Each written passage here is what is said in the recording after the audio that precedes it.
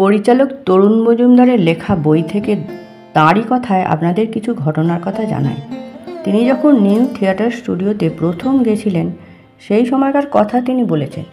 বিশাল লোহার গেট, তার মাথার ওপর মস্ত একটা আতফালি চাঁদের মতো সাইনবোর্ড, তার মাঝখানে একটা বৃত্তের মধ্যে সুর তোলা হাতির ছবি। সাইনবোর্ড জুড়ে এপাশ থেকে ওপাশ পর্যন্ত বড় বড় হরফে লেখা জীবতাং জ্যোতিরেণু ছায়াম।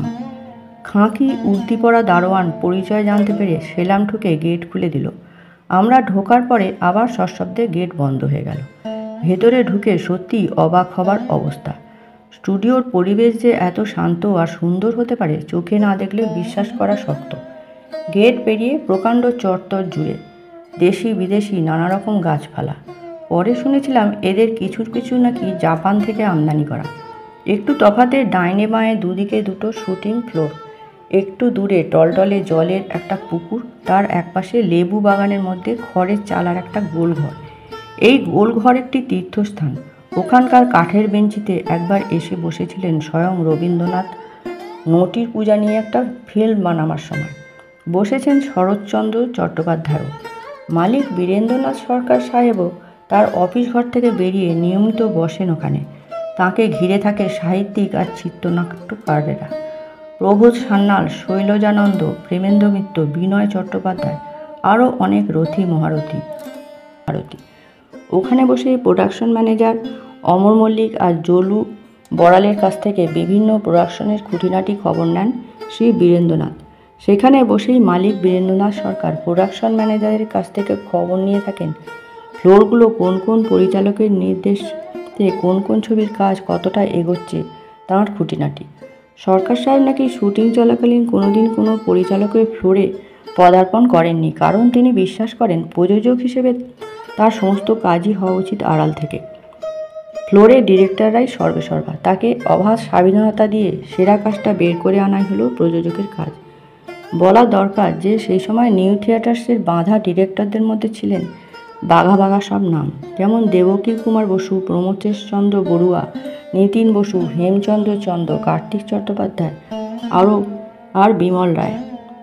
বাঁধা মিউজিক ডিরেক্টর ছিলেন দুজন, পঙ্কজ মল্লিক আর রায়চাঁদ বড়াল।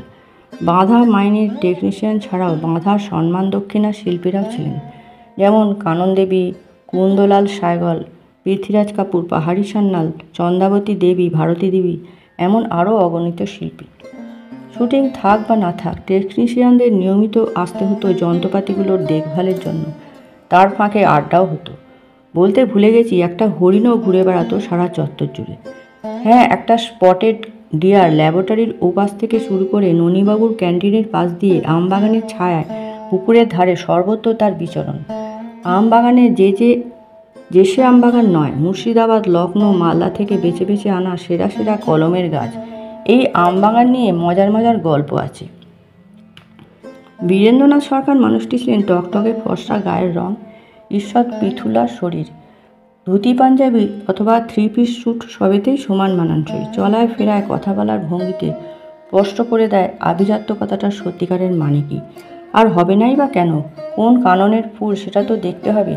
ঠাকুরদা ছিলেন ফার্স্ট বুকের লেখক, স্বনামধন্য শিক্ষাবিদ প্যারীচরণ সরকার। বাবা নৃপেন্দ্রনাথ ব্রিটিশ শাসিত কলকাতার সচ্ছল আর শিক্ষিত সমাজের উজ্জ্বল জ্যোতিষ্ক, তখনকার অবিভক্ত বাংলার অ্যাডভোকেট জেনারেল। আইনজীবী হিসেবে এমন নামডাক যে ভাইসরয়ের এক্সিকিউটিভ কাউন্সিলের ল বোর্ডের মেম্বার হিসেবে মনোনীত। এর উপরে নাইট উপাধি পেয়ে তিনি আর শুধু নৃপেন্দ্রনাথ সরকার রইলেন না, লোকের মুখে মুখে হয়ে উঠল স্যার NN। এহেন মানুষ তার অতি প্রিয় সন্তানকে উচ্চ শিক্ষার জন্য বিলেতে পাঠাবেন না, এ আবার হয় নাকি? 1922 সালে বীরেন্দ্রনাথ চললেন লন্ডনে, সেখানকার নামকরা সিটি অ্যান্ড গিল্ডস কলেজে সিভিল ইঞ্জিনিয়ারিং পড়তে।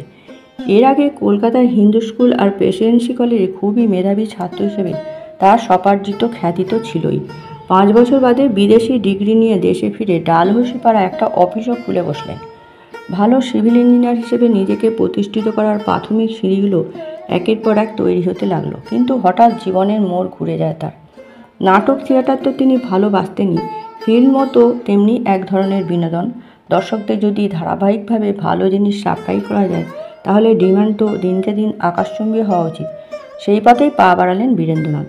নিজের একটা প্রতিষ্ঠান, একটা ব্যানার, একটা স্বয়ংসম্পূর্ণ স্টুডিও সেটআপ, বেশ কিছু ফ্লোর আর তার সঙ্গে আধুনিক যন্ত্রপাতি, একটা ল্যাবরেটরির সঙ্গে editing room, music rehearsal studio, মোট কথা এমন একটা জায়গা যেখানে পছন্দ মতো ছবি তৈরি করার সমস্ত বন্দোবস্ত একেবারে নাগালের মধ্যে। যার তার পক্ষে এই ধরনের স্বপ্ন দেখা সম্ভব নয়, কিন্তু বীরেন্দ্রনাথ অন্য ধাতুতে গড়া।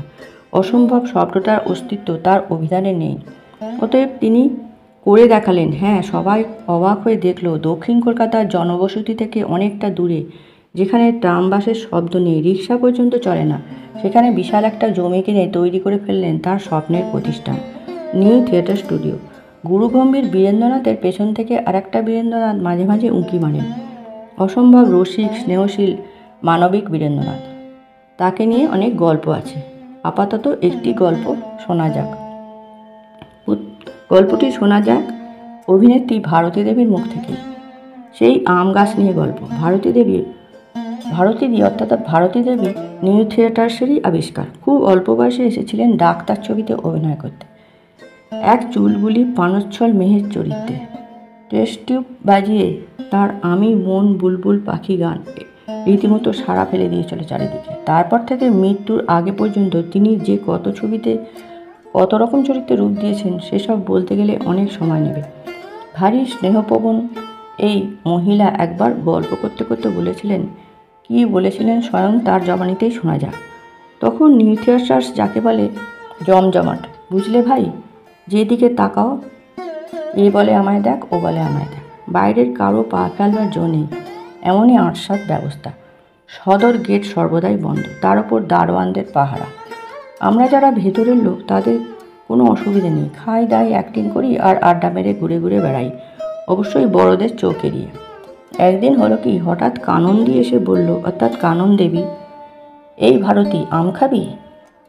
আম? হ্যাঁ হ্যাঁ আম, এই যে চারপাশে এত এত আম গাছ, কোন কোন মুলুক থেকে আনিয়ে সরকার সাহেব বানিয়েছেন, দেখেছিস তো তার চেহারা কেমন পেকে উঠেছে। আমি একজনকে বলে গোপনে একটা মই জোগাড় করেছি, লাঞ্চের সময় চলে আসবি। পুকুরের ওপাশে গাছগুলোর দিকে চট করে কেউ যায় না, আমি নিচে থেকে শক্ত করে ধরে থাকবো, আর তুই হালকা পাতলা আছিস, মই বেয়ে ওপরে উঠে যত পারিস তুলে নিবি, তারপর মেকআপ রুমে বসে খাওয়া যাবে।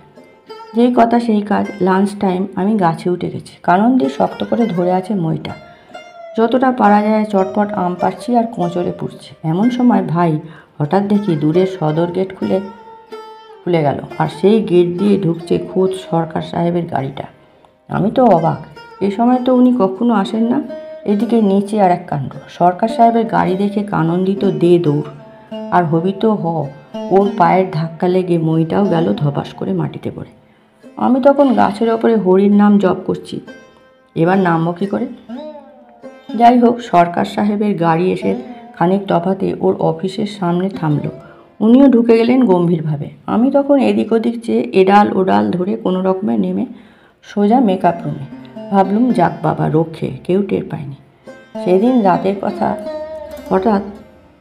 কথা নেই বার্তা নেই, হঠাৎ আমার বাড়ির সামনে নিউ থিয়েটার্সের গাড়ি, দাপুটে প্রোডাকশন ম্যানেজার জলু বড়াল ঢুকলেন পেল্লায় দুটো ঝুড়ি নিয়ে। গম্ভীর গলায় বললেন, নাও, সরকার সাহেব পাঠিয়েছেন। ঝুড়ি বোঝাই পাকা ল্যাংড়া আম, সঙ্গে একটা চিরকুট। এরপর থেকে আম খেতে ইচ্ছে হলে আমাদের জানাবেন, ঝুঁকি নিয়ে গাছে উঠবেন না, পড়ে হাত পা ভেঙে গেলে ছবি আটকে যাবে। পরদিন কানন্দি বললেন ওর বাড়িতেও নাকি 2 ঝুড়ি আম গেছে। এই হলো গল্পটি। নমস্কার। ভিডিওটি ভালো লাগলে সাবস্ক্রাইব করে দেবেন।